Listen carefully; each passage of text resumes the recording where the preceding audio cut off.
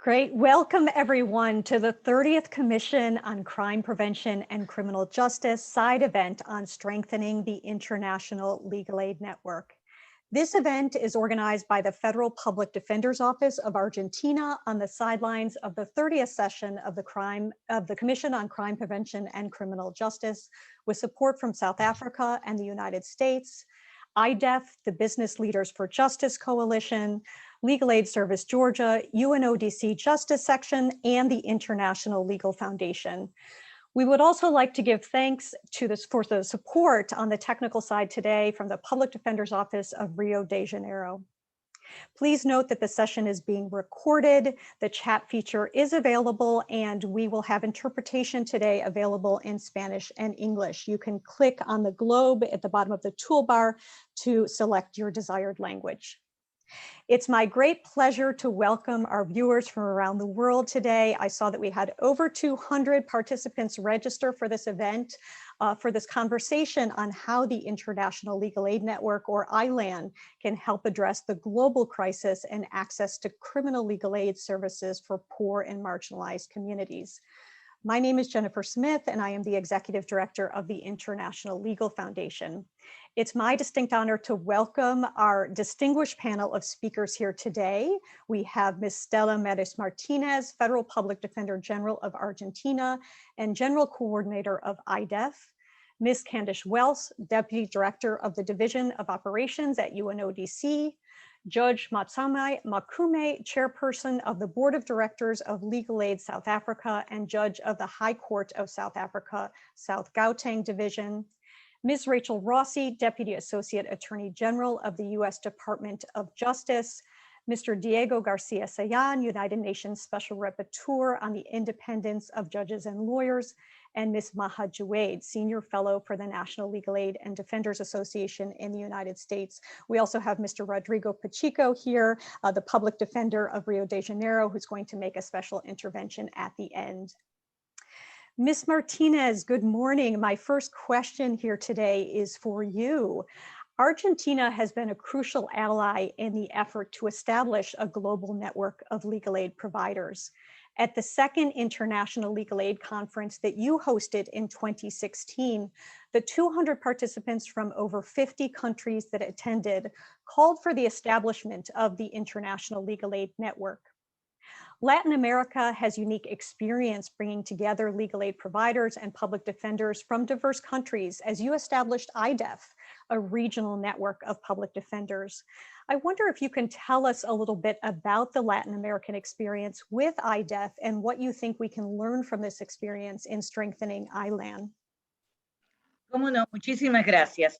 IDEF, la Asociación Interamericana de Defensorías Públicas, se constituyó el 18 de octubre de 2003 en el marco de un Congreso Interamericano de Defensorías Públicas. Sus objetivos principales fueron y siguen siendo defender la plena vigencia y eficacia de los derechos humanos, establecer un sistema permanente de coordinación y cooperación interinstitucional entre las defensorías públicas, órganos oficiales y las asociaciones de defensores públicos de las Américas y el Caribe, y propender a la independencia y a la autonomía funcional de las defensorías públicas como medio para asegurar el pleno ejercicio del derecho de defensa de todas las personas.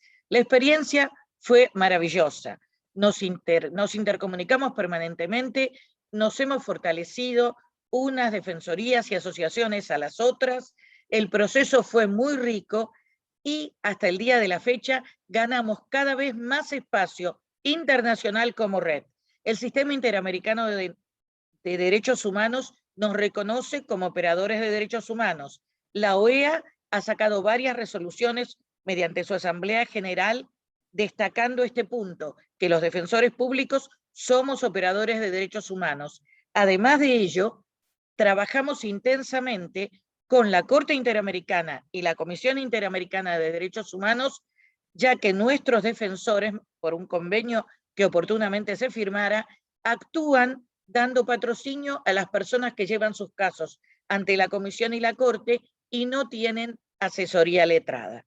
Además de eso, trabajamos intensamente con distintos organismos nacionales e internacionales Cabe destacar la participación que tenemos con la Unión Europea mediante su programa Eurosocial, dentro de cuyo ámbito hemos realizado importantes trabajos vinculados a la violencia de género, al derecho penal con perspectiva de género, a migrantes y refugiados y apátridas, y también a temas vinculados con violencia institucional, ya que las defensorías se ocupan también de preservar los derechos humanos en los lugares de encierro.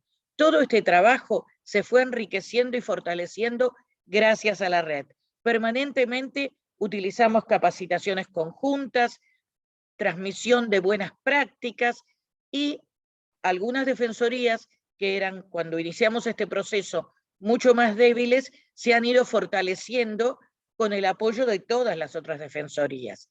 Este proceso continúa y realmente día a día somos reconocidos como red. Este es un proceso que, insisto, se va consolidando a medida que va creciendo. Estamos muy satisfechos, abarcamos prácticamente todas las asociaciones de todos los países de América y de Centroamérica, y a ellos se suman otras redes menores que tienen que ver con los países del Mercado Común del Sur, del Mercosur, que también operan de la misma manera, apoyándonos, interactuando, intercambiando capacitaciones, buenas prácticas, e incluso hacemos intercambio de pasantías, porque algunos de nuestros defensores acudan a los otros países y aprendan en el lugar cómo se desarrolla el servicio de defensa en los demás países de la región. Thank you so much, Ms. Martinez, and also for your leadership in putting together Ilan. Your experience with IDEF is going to be so critical as we move forward. Your Excellency, Mr. Garcia Sayan, my next question is for you. Public defense and legal aid lawyers are experts on the needs, opportunities, and challenges facing poor and marginalized accused persons, yet are rarely consulted, including in this forum at the CCPCJ, on efforts to improve criminal justice systems. What role do you think that Ilan can have in elevating the voices of legal aid providers around the world? And what would be your call to action to legal aid providers on how we can tackle the injustices happening in our criminal justice systems? Muchas gracias. Bueno, muy buen día para todas y todos, por la oportunidad de compartir con ustedes algunas reflexiones el día de hoy. La gran alegría de ver a varias caras conocidas, a Jennifer, por supuesto, y a Estela Maris Martínez, que nos hemos encontrado muchísimas veces en sus batallas por los derechos fundamentales cuando me tocaba ser miembro de la Corte Interamericana de Derechos Humanos. Y realmente felicitar por este esfuerzo tan importante, que siempre fue relevante, pero que hoy, en medio de la crisis agudizada por los efectos de la pandemia, es aún más importante. Mi próximo informe como relator especial va a ser precisamente sobre eso, los efectos de la pandemia y cuáles son los retos que eso plantea para la comunidad internacional en cuanto al acceso legal y el funcionamiento de la justicia. Y precisamente me topo con un problema central, un tema central de antes y de ahora, que es el tema del acceso a la justicia, que tiene que ver con muchos factores. Pero si en el mundo había 1.500 millones de personas sin acceso a la justicia antes de la pandemia, hoy día esa cifra se ha multiplicado, no sabemos hasta qué punto. Y uno de los foros en donde esta crisis se expresa, naturalmente, es en el de el acceso a los abogados y a las abogadas, ¿no? Entonces, en ese contexto, enfrentamos por lo menos 3 problemas grandes, importantes, ¿no? Primero, en algunos países, felizmente no todos, la función de los abogados independientes está bajo ataque. Hay abogados que son perseguidos, hay abogados que son asesinados, identificados con la causa de sus clientes de manera arbitraria e indebida, y hay sin duda, y me tocan todos los días, comunicaciones que debo enviar a diferentes países del mundo por abogados desaparecidos, asesinados o privados de libertad. De manera que allá hay un primer aspecto para tener acceso a sistemas legales que suelen ser complejos y profesionalizados si los abogados son perseguidos cuando asesoran causas a alguien incómoda, y ahí tenemos un primer problema importante. En segundo lugar, ya algo sí más generalizado, ¿no? Que es que el acceso a servicios legales y servicios legales de calidad es algo que no está extendido realmente en términos formales y reales como un derecho fundamental. Porque puede haber gente de buena voluntad que presta sus servicios legales, y la hay felizmente en varios países y ciudades del mundo, pero ese servicio de calidad que supone el seguimiento de los casos, el tiempo para poder conocer en profundidad el problema que las personas enfrentan, es algo que requiere un espacio de personas que tengan un entrenamiento adecuado. No se trata de personas que están en otra cosa y que dedican 1 hora a la semana de buena voluntad. Eso está muy bien, pero eso es insuficiente para resolver un problema de ese tipo, de manera que esto requiere definiciones institucionales, requiere recursos, y eso, si revisamos los principios básicos sobre la función de los abogados, que están muy bien, que han cumplido 30 años el año pasado, están hechos lógicamente en la perspectiva de los derechos de los abogados, ¿no?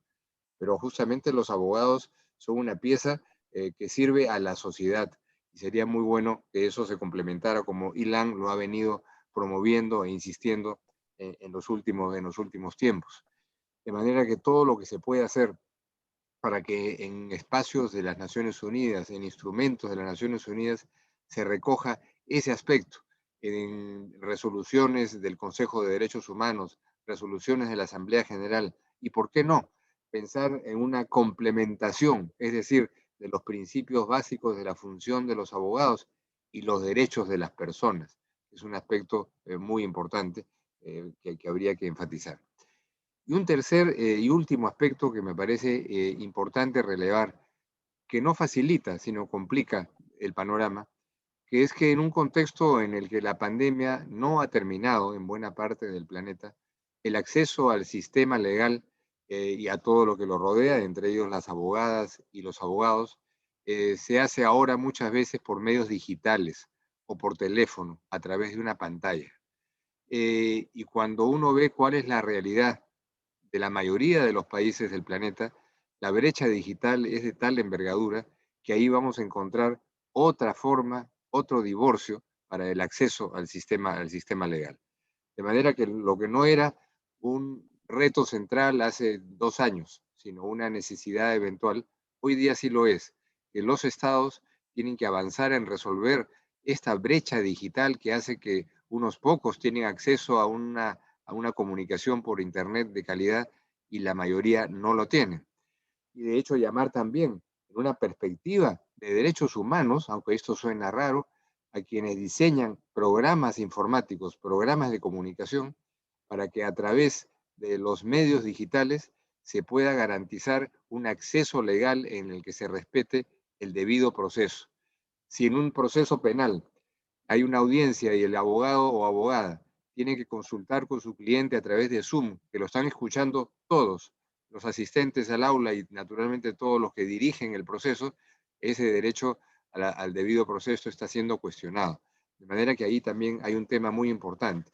Acceso, sí, tener las personas, los espacios para que la gente pueda llegar a ello y que sea esta una obligación de los estados, pero ahora reforzado con este aspecto absolutamente central de que si la brecha digital simultáneamente no es enfrentada y no es enfrentada rápido y con productos de calidad, todo lo que hablemos sobre servicios legales va a ser finalmente limitado a un sector pequeño de la población, el que pueda tener acceso a esos medios digitales o el que está físicamente habilitado para poder llegar a donde hay abogados o abogadas. De manera que yo quisiera aprovechar estos minutos, agradecer por supuesto la generosa invitación de Jennifer para poder participar con ustedes el día de hoy, para ofrecer toda la colaboración que consideren necesaria de mi modesta posición como relator, que el relator no decide nada, el relator hace propuestas, quien decide son los órganos de las Naciones Unidas, para avanzar en afinar las ideas en las propuestas que tienen que mantenerse, porque a veces No se trata necesariamente de modificar unos principios básicos, pero sí de agregarlo de manera sostenida, como se ha hecho, por ejemplo, con esto termino, en la última resolución de la Convención de los Estados Partes de los países miembros de la Convención de Naciones Unidas contra la Corrupción, que se ha hablado mucho, como yo lo había venido buscando, del enfrentamiento a la corrupción como una responsabilidad central hoy día de los jueces en el mundo, y una responsabilidad central la coordinación con los jueces de otros países para enfrentar la corrupción. Busqué en esa resolución, ahora es muy fácil buscar en el buscador, en la computadora, y los abogados no están mencionados. De manera que tenemos que tener ahí una atención, una perseverancia, y con esto, repito y termino, cuentan ustedes con la modesta función y limitada papel de la relatoría para apoyar este esfuerzo de Ilan, que es un esfuerzo que comparto 100%. Felicitaciones nuevamente y muchas gracias por la invitación. Thank you so much, Mr. Garcia Session. It means a lot to have your support and this call to action here today. I know you need to take leave of us to attend another event, but thank you for those inspiring remarks and for reminding us why Ilan is so critical, more critical today, given the crisis that COVID has illustrated. And as you said, the threat to legal aid providers around the world, and also for highlighting the role that Ilan might have at the international level, including at the UN, and the opportunity to look at instruments like the UN Basic Principles on the role of lawyers to see if they fully encapsulate the need of legal aid providers to provide quality legal aid services. I know our next speaker, Ms. Welsh, will also be speaking about this. UNODC has been a tremendous advocate in strengthening legal aid around the world and in putting forth guidance tools at the international level that help to guide legal aid providers. Ms. Welsh, you were also a key partner in hosting the International Conference on Access to Legal Aid in Criminal Justice Systems, which was founded in 2014 in South Africa and has now become a biannual event. UNODC has also been spearheading efforts to expand access to justice, in particular in criminal justice systems, in line with Sustainable Development Goal 16. I wonder if you can tell us, the Kyoto Crime Congress was just held. Could you tell us a little bit about the conversations around legal aid at the Congress this year and UNODC's work supporting global cooperation in this area? Thank you very much, Jennifer, and good morning and good afternoon to everyone. Very pleased to see the strong leadership in fostering cooperation and exchange of good practices on access to justice, particularly that as we see today coming from Latin America and the Caribbean, and the role that IDEF has played in this. UNODC in Argentina, and specifically the Office of Ms. Martinez, have had a long-standing successful partnership on advancing access to legal aid. And I would like to thank you, Ms. Martinez, for the years of excellent cooperation, and to all of you for inviting UNODC to participate in this event. We're very pleased to be a part of this panel discussion. It's so important to have opportunities to hear the input of experts on strengthening cooperation and sharing good practices among legal aid providers, for which a network as envisaged by the international conferences is one interesting option. The international conferences that were co-hosted, as you've said, by South Africa, Argentina, Georgia, and Brazil were really important platforms to bring people together. And we thank those countries for their continuous support to the work of the UN and the international community more broadly on this important topic. Turning now to the Kyoto Crime Congress. As you said, the Congress on Crime Prevention and Criminal Justice was held in Kyoto in March of this year. Member states discussed practical approaches to strengthen access to justice, which is truly a global issue that affects all member states at all different levels of development around the world. One of our high-level events focused on equal access to justice for all, in which experts shared guidance and advice from several regions, and where we had the privilege of having Ms. Martinez join us, and she gave insight into the work of her office in Argentina to support vulnerable persons.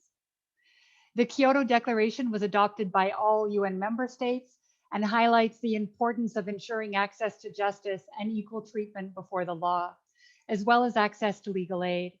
It also mentions favorably the guidance and technical assistance work of UNODC and our partners in these areas.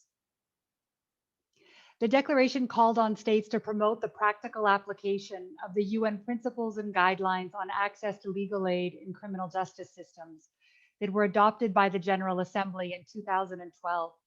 These principles continue to be the only international instrument dedicated to legal aid, and they're the basis of all of UNODC's work.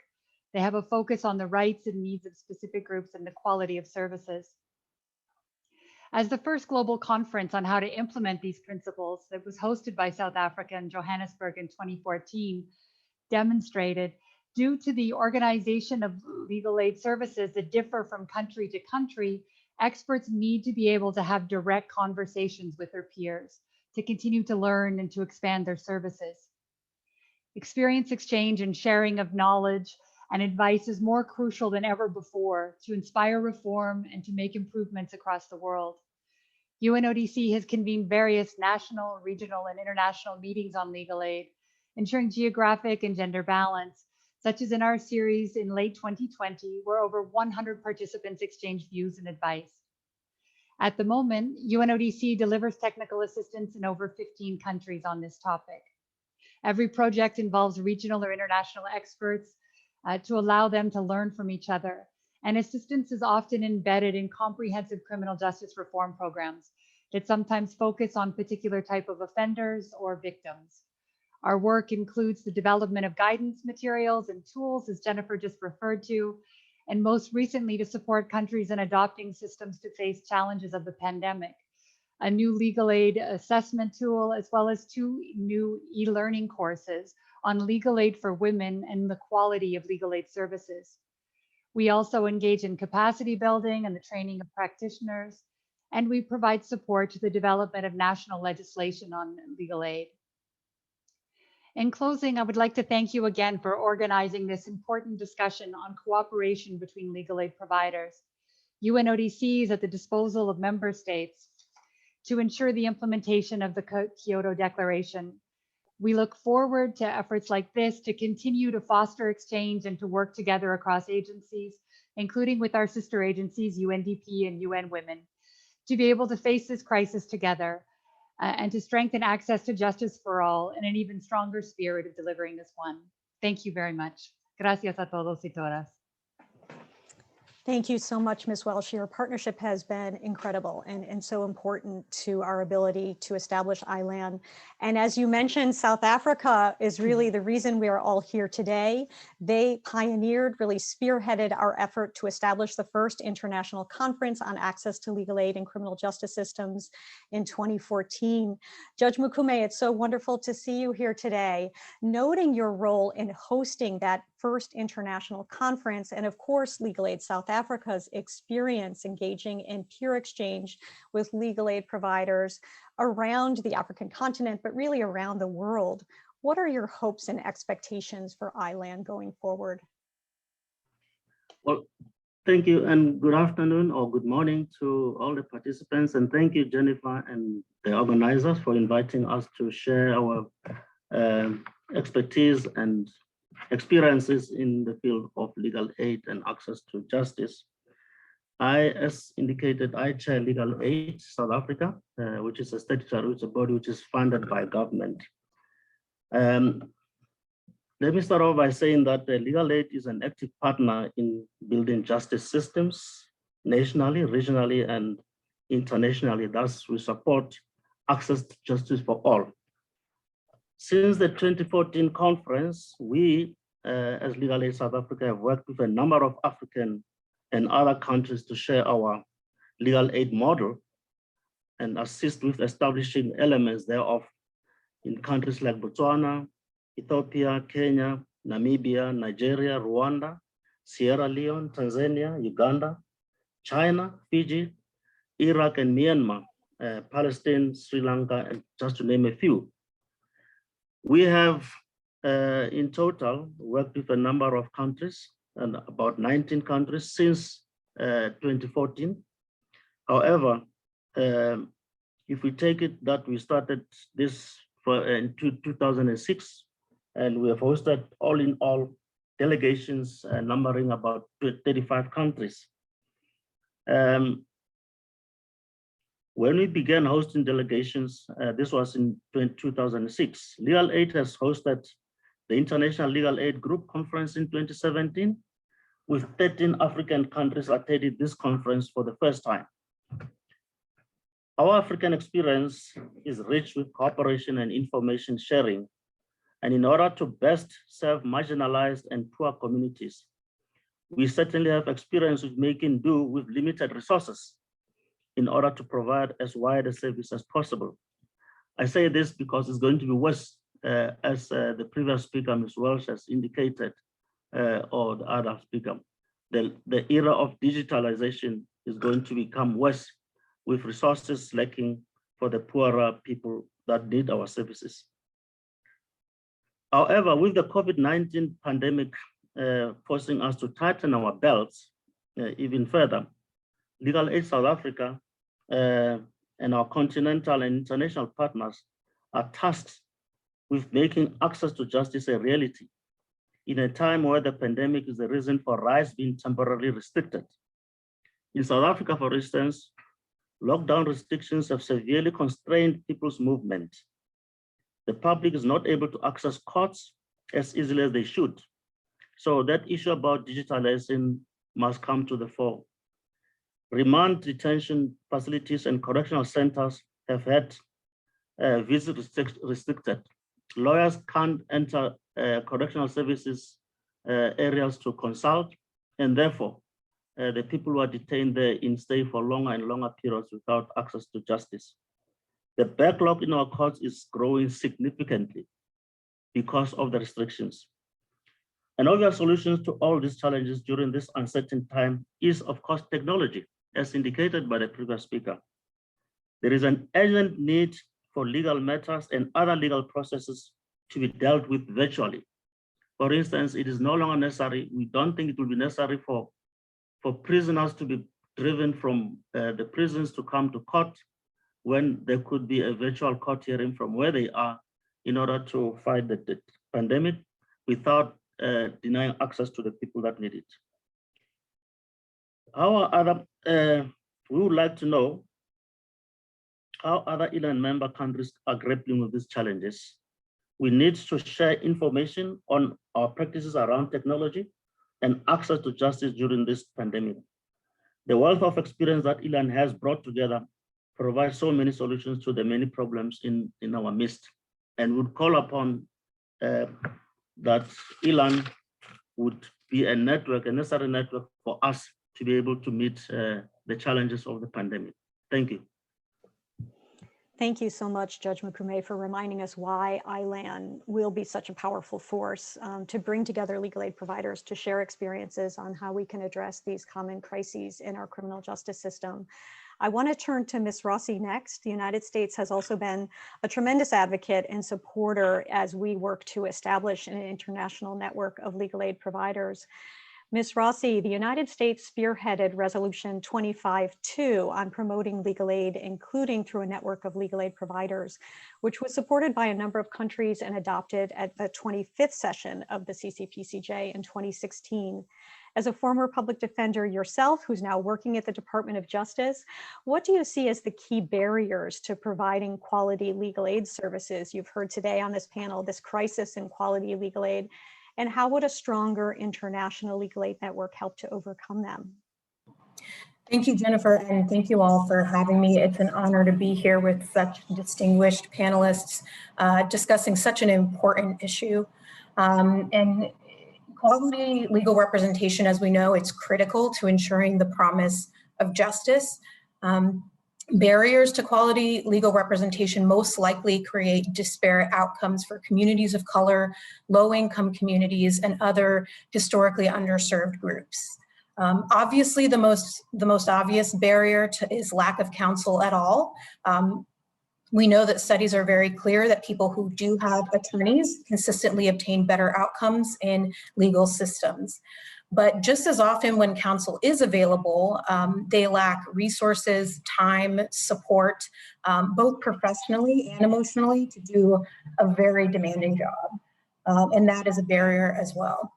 As a former public defender myself, I remember days where I had to bring my own pens and paper to work. I remember our office running out of paper and having to print on blue paper because we didn't have any left. I remember having to go travel to do my own investigations and my own legwork. But most of all, I recall the immense responsibility of knowing that I had so many clients' lives in my hands. And there was always more that I could have done if I just had more time, if I just had more resources.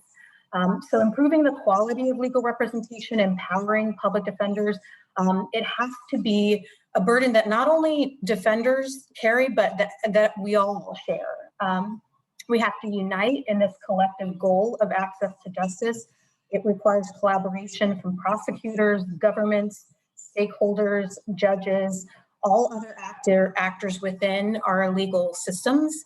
And just this week, the United States Department of Justice demonstrated a renewed commitment to seeking access to justice and combating these barriers to legal aid. On Tuesday, the Attorney General announced the Justice Department's reinvigoration of the Office of Access to Justice, which was formally established in 2016 with the goal to plan, develop, and coordinate the implementation of access to justice policy initiatives, including in the areas of criminal indigent defense, civil legal aid, and pro bono legal services. And information sharing and building of networks, including this international network, is critical. Particularly as many have discussed today, as access to justice is an area that is very ripe for innovation. Transnational information sharing and collaboration will help us spread best practices and ensure that more people globally have access to justice. As a public defender, when I was a public defender lacking resources and time, the most useful support that I had was this sort of information sharing and collaboration. With my colleagues, when we shared experiences, practices, closing argument lines, motions, research, trainings, strategies, that helped each of us to accomplish far more for our clients than we could have alone. It provided a support system that really enabled the vigorous representation of clients who are often so underserved. So that is why an international legal aid network is so critical, because we're stronger together. We're stronger when we learn from each other, and strengthening the Ilan will continue to promote global unity in this important purpose of pursuing access to justice for all. So thank you very much for having me, and thank you to all the speakers for your important and critical information today. Thank you, Ms. Rossi, for sharing those personal experiences, but also highlighting why it's important that prosecutors support strong and effective legal representation for all, as well as defense lawyers. Ms. Juaid, my next question is for you. You are here on behalf of the Business Leaders for Justice Coalition, which has been working to better connect interested private sector actors to the global movement for justice. How might private sector actors contribute meaningfully to the international legal aid network? And what can we learn in particular from the public-private partnerships in the United States that you have been a part of? Thank you so much. And thank you to all the fellow co-hosts of the event, especially the governments of Argentina, South Africa, and the United States. Excuse me. It's a pleasure to be here on behalf of the coalition, which is led by a steering committee that includes the Pathfinders for Justice, Global Citizen, the Responsible Business Initiative for Justice, and the National Legal Aid and Defender Association, which is the organization I'm representing today. The coalition was launched in response to the call from the Global Task Force on Justice to all sectors to address its findings, primarily that 1.5 billion people have unresolved justice problems. And we've seen tremendous interest by the business community in the area of access to justice over the last few years. And with respect to criminal legal aid in particular, businesses have recognized that caring about its provision is more than just speaking out in support of a fundamental right enshrined in constitutions and under international law, but rather criminal legal aid providers can support business interests, including protecting their workforce. For example, by reducing unnecessary pretrial detention, which often enables individuals to continue to work and care for their family while their cases are pending, and even stem racial disparities that pervade many legal systems by exposing and challenging racial bias. And while traditionally businesses have demonstrated the support through the provision of pro bono legal help or charitable giving, increasingly over the past few years, this is extended to businesses advocating in courts on access to justice issues when their interests align, and even lobbying before legislatures and executive branch agencies. So the private sector contributing to the international legal aid network can really take any of these approaches. And I'll just go a little deeper on the one with respect to lobbying and to advancing policy change. So last year, the members of the Corporate Advisory Committee, which is about 24 corporations that support access to justice that are attached to the National Legal Aid and Defender Association, delivered a letter to the United States Senate in support of federal assistance for criminal legal aid providers to meet the challenges of the pandemic. The letter recognized that legal aid safeguards constitutional rights of low-income people and is critical to upholding the rule of law. Importantly, they noted that they rely on the strength and resilience of the overall justice system to perform their own business and to attract investment in the economy. And they acknowledge that the legal aid plays a vital role in protecting the rights of their workforce. In fact, today, one of our corporate partners who signed that letter is with us, Entergy Corporation, represented by their pro bono counsel, Christy Kane. And we're so grateful to Christy and her general counsel, Marcus Brown, for their leadership on the issue. And likewise, I'll just share one more example of the ways in which the business community is speaking out in unison. Another coalition partner, the Responsible Business Initiative for Justice, launched recently a campaign, The Business Leaders Against the Death Penalty.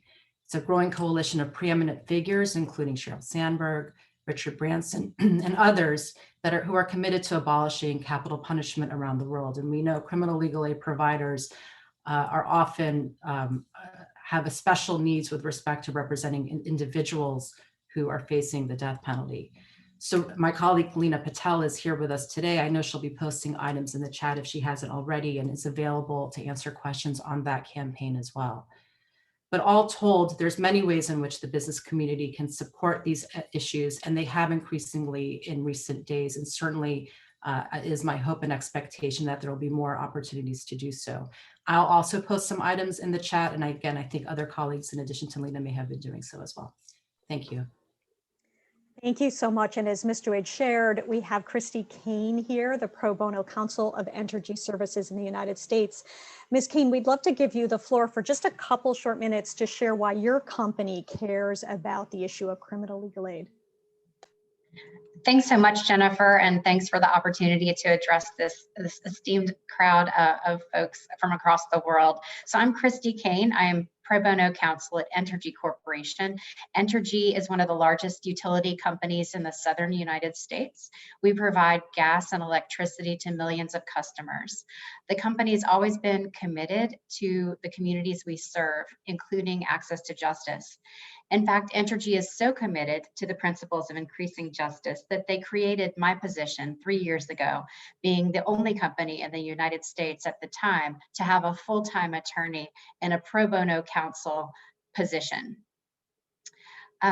The commitment has extended to supporting national access to justice within the United States, as Maha said, through our involvement with the NLADA, including approaching Congress about funding for civil legal aid as well as criminal legal aid. Our general counsel has spoken with clarity on the need to resource and support both criminal legal and civil legal aid. We know that supporting access to justice is good for all of our stakeholders, including our customers, our employees, our owners, but especially the communities that we serve. And I'm proud to represent Entergy today. Thank you so much, Ms. Kane. Ms. Rossi, returning to you, I'd like to note that there's been a lot of attention in the United States criminal justice system over the past year as the country struggles to confront systemic racial discrimination. What role do you think public defenders can or should play in restoring equity in criminal justice systems? Thanks for that question, Jennifer. You're exactly right. Over the last year, the US and many countries have faced sort of a reckoning with the truth that communities of color have long been overrepresented at every phase of criminal legal systems, from arrest to incarceration. Public defenders and legal aid providers play a huge role in combating this entrenched inequity. Generally embedded within their mission, public defenders seek equal access to just outcomes as promised by constitutions and laws, both internationally and within countries. But seeking true equity in criminal legal systems requires a proactive commitment, and it also requires collaboration, again, not only from public defenders, but from law enforcement, prosecutors, the judiciary, and correction systems. And it also requires actively studying systems and understanding where the inequities lie and where they can be corrected. This requires looking internally within the defense practice and how legal aid providers can work within our practice to reduce inequities in representation. But it also requires innovative approaches to public safety, information sharing, and collaboration globally with international partners through efforts like the International Legal Aid Network. As many have sort of discussed on the panel today, after the COVID-19 pandemic hit our world and our countries, it revealed and exacerbated many of these entrenched inequities within systems across the globe. And now more than ever, we have an obligation to find creative, evidence-based approaches in order to advance equity. And we also have an opportunity to be very innovative. When the pandemic hit here in the United States, courts across the country were devastated. And communities of color were the ones who were most often suffering the consequences. Attorneys couldn't visit with their clients, courtrooms were shut down, incarcerated people were left in custody without any sense of when they would see their lawyer or when their trial would start. Criminal justice systems just couldn't continue business as usual. And as a result, we saw creative and innovative collaborations between defender and prosecutorial offices, judges, probation departments, law enforcement, because of the need to immediately solve these urgent crises that disproportionately were impacting communities of color. The Department of Justice's reinvigorated Office of Access to Justice will play a big role in the pursuit of racial equity. One of the mandates of the office will be to pursue ways that we can partner in federal, state, tribal, and internationally to alleviate these entrenched disparities in our criminal justice systems. Through this effort, I'm confident that the Department of Justice will reinvigorate and enhance efforts specifically in global partnership in this effort to seek justice and equity for all. Thank you, Ms. Rossi. Judge Mukume, obviously when it comes to discrimination, this is a global issue. We grapple with caste, ethnicity, race, gender, and so many other intersecting factors that marginalize people and affect how they're treated when they come into contact with the law. What can the International Legal Aid Network learn from South Africa's experience, and how do you see Ilan's role to serve as a platform both for experience sharing and a driver for progress?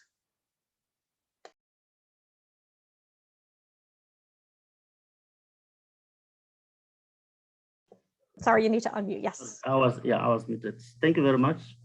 In answering this question, maybe I should start with the issue of focus on transformation. As you all know, we are aware of the history of South Africa and the racial discrimination that dominated our country in the past. Legal aid has always strived to fulfill its mandate to ensure access to justice for all, and certainly this became possible with the abolition of the apartheid laws. However, denying access to justice for persons of color is merely one element of racial discrimination. Apartheid excluded people of color from educational and career opportunities. This caused a deficit in Black lawyers, and some would argue producing competent Black lawyers. The type of education that we were confined to was never meant as the architect of apartheid used to say, that the Black man must only be taught to be able to do manual work and not to advance anywhere else. However, the question is, what can Ilan do and learn from the experiences that we went through, and how do we see Ilan's role to serve as a platform for experience sharing and drive this progress? That is a question of transformation. Legal aid itself in South Africa started by transforming itself inside, by working with all the marginalized people, African, Indian, colored, and lawyers. And eventually we hired and established a model of service, delivery service to legal aid by hiring all the lawyers who were previously disadvantaged. And in that, we established an in-house salaried legal aid house instead of having private lawyers. Legal Aid South Africa hired people to work in and then were the people who were driving the system of transformation. Our in-house training programs ensure that we level the playing field, so to speak. We train and upskill our own lawyers. Our focus is ultimately to serving the poor and vulnerable to the best of our ability. Each year, Legal Aid South Africa employs close to 300 candidate attorneys who are coming fresh from universities. And as we know, the majority of them are the previously disadvantaged, those who did not have an opportunity. You see, what is strange in this country is that you still find that because of the universities that most black people studied from, when they finish university, in order to gain entrance to practice, it is still viewed that those universities rendered below par education, and therefore those candidate attorneys who come from those universities still have problems in getting articles. What we then do in one of our employment equity prescripts is that we need to balance the scales and give access to those people who were marginalized before. Currently, as we stand, 90% of legal aid staff is Black and 55% of them is women. Our target is to also reach out on disabled people. Presently, 1.6% of our staff consists of people with disabilities. We also work with a system called Judicare system. Judicare is where we hire private lawyers to fill in where we can't as a legal aid, and they get paid for that. We also have corporation partners from universities and other civil societies.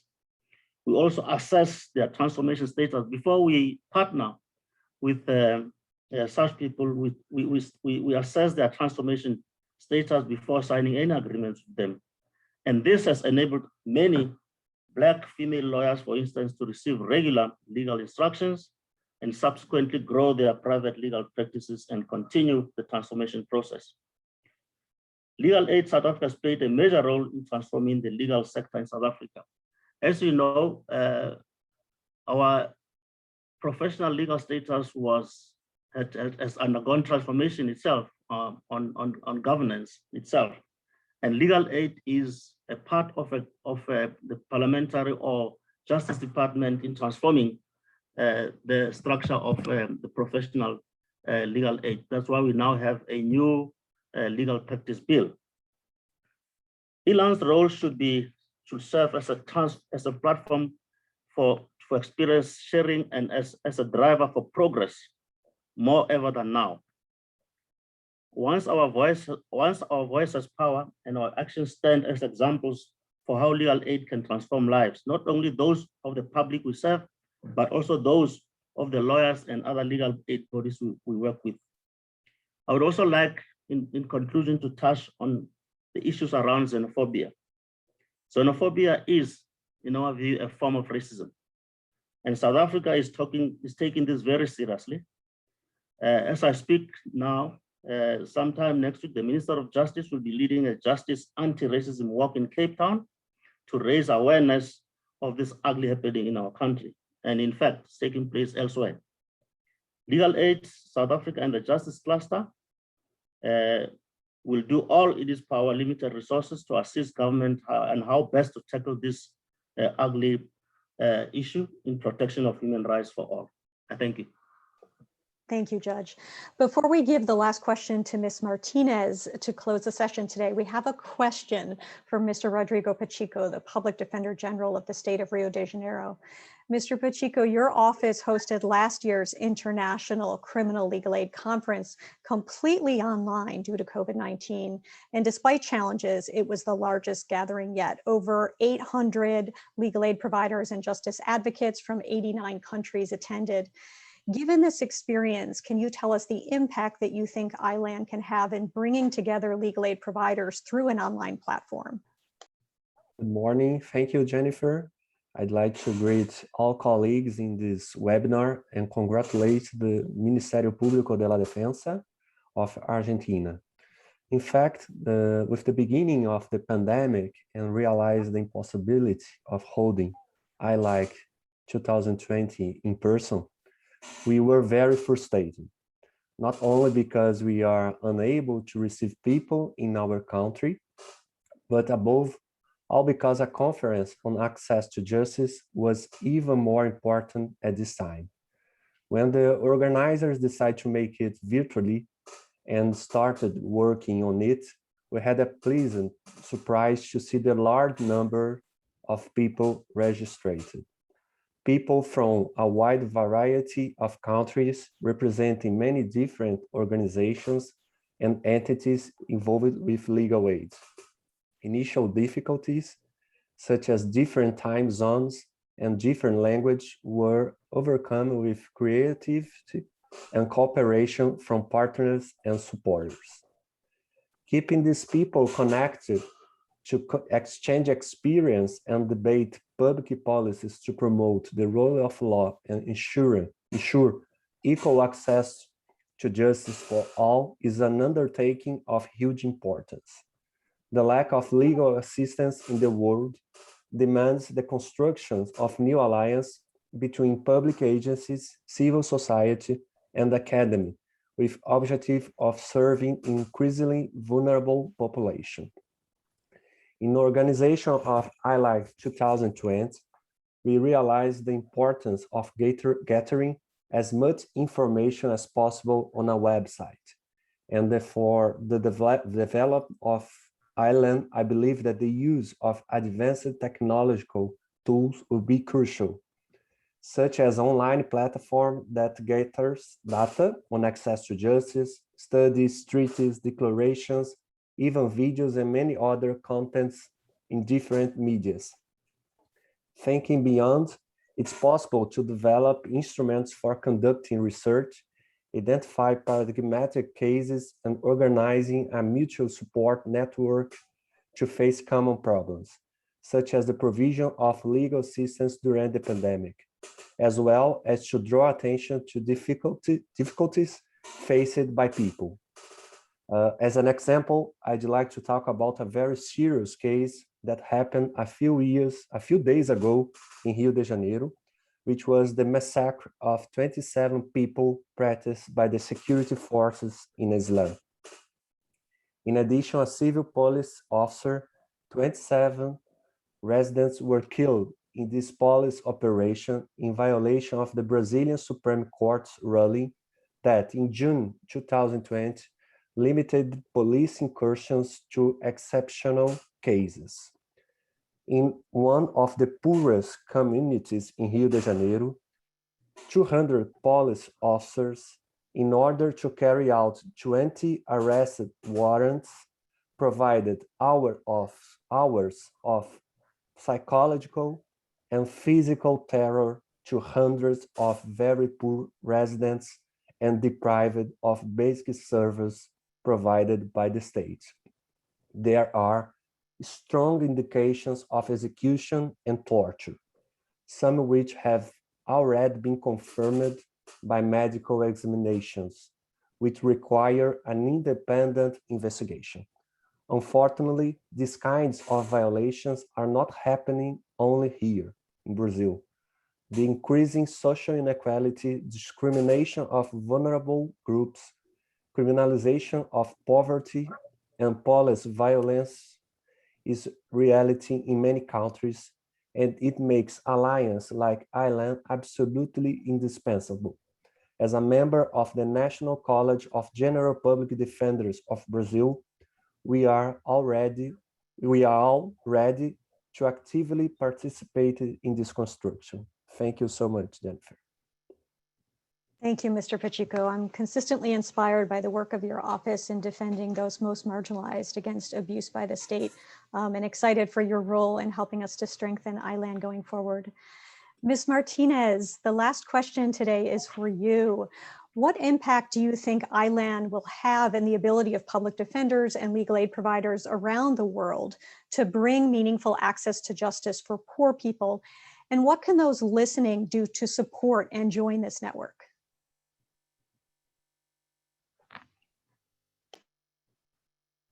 Muchísimas gracias por la pregunta. Antes de contestar puntualmente ese tema, quiero dejar aclarado un punto. Más allá que son bienvenidos todos los esfuerzos de las personas que puedan contribuir a garantizar el acceso a la justicia, debe quedar en claro que es obligación de cada Estado garantizar el acceso a la justicia en tanto derecho fundamental para cada ciudadano. Muchas veces eso no se hace. En muchos estados se privilegia la labor del Ministerio Público Fiscal frente a la labor de la defensa. Sea esa defensa una defensa pública, como en la mayoría de los estados de América, o sean grupos de voluntarios que trabajan en la defensa. Esto tiene que quedar en claro. Es un derecho humano fundamental que sirve de puente para llegar a los otros derechos fundamentales, y el Estado debe garantizarlo. Para esto es muy útil que se conforme una red internacional, en la cual ya rápidamente nos demos todos la mano, unamos nuestras mentes y nuestros corazones y empecemos a caminar, porque este es un camino que se hace al andar. Las redes se construyen a medida que se va interactuando dentro de la red. No podemos esperar a llegar a un momento ideal. Por supuesto que hay muchos obstáculos. Está el obstáculo del idioma, el obstáculo de las distancias, de las diferentes culturas, de los diferentes sistemas jurídicos. Pero todos esos obstáculos se pueden vencer, porque los estándares internacionales son los mismos para todo el mundo. Todos tenemos que lograr un estándar mínimo de acceso a la justicia, y en eso podemos intercambiar buenas prácticas, jurisprudencia, conocimientos jurídicos, triquiñuelas, experticias, todo tipo de actividades que nos permitan garantizar el acceso a la justicia. Efectivamente, la pandemia fue un desafío, pero yo puedo decir con orgullo que por lo menos en el ámbito de la República Argentina y en el ámbito de AIDEF, en la mayoría de los países el servicio de justicia se mantuvo, se siguió prestando. Por eso, invito a todos, no solo a los que quieren en este momento conformar la red, sino a los estados y a las organizaciones oficiales, universales, a todos aquellos que puedan aportar económicamente para poder construir esa red. Pero aunque esto no se logre de manera inmediata, con fuerza de voluntad, decisión y compromiso, ya podemos comenzar y ya podemos constituir una red. Si Ilan logra establecer a nivel internacional la presencia del acceso a la justicia como derecho humano fundamental, como AIDEF lo ha hecho en el ámbito de América, me parece que se habrá dado un inmenso paso, y a eso tenemos que invitar a todos. Muchas gracias, Jennifer, por tu compromiso y por tu esfuerzo. Thank you so much, Ms. Martinez, and thank you for highlighting that Ilan will be inclusive and progressive and invite in everyone who wants to fight for access to justice for all, whether they're government agencies, civil society, individuals, organizations, everyone will be welcomed in. And thank you so much to all of our panelists for this rich and inspiring discussion, and to all of our audience members for joining, who take forward the fight for justice in your countries every day. In closing, I'd like to recognize the extraordinary work of Ms. Stella Meres Martinez and Mr. Nicolas Lino, as well as the Argentinian Ministry of Foreign Affairs for their leadership in organizing this event. I would also like to thank our co-organizers from South Africa, from the United States, from IDEF, from the Business Leaders for Justice Coalition, from Legal Aid Service Georgia, from the UNODC Justice Section, and to all of my colleagues at the International Legal Foundation for putting this together. Finally, many thanks to the Public Defender's Office of Rio de Janeiro for their technical support with this event following their amazing work hosting the International Legal Aid Conference last fall. Take care, everyone. I look forward to working with all of you as we continue to strengthen Ilan. Please reach out, please contact us. You can reach us through info@theilf.org or through social media.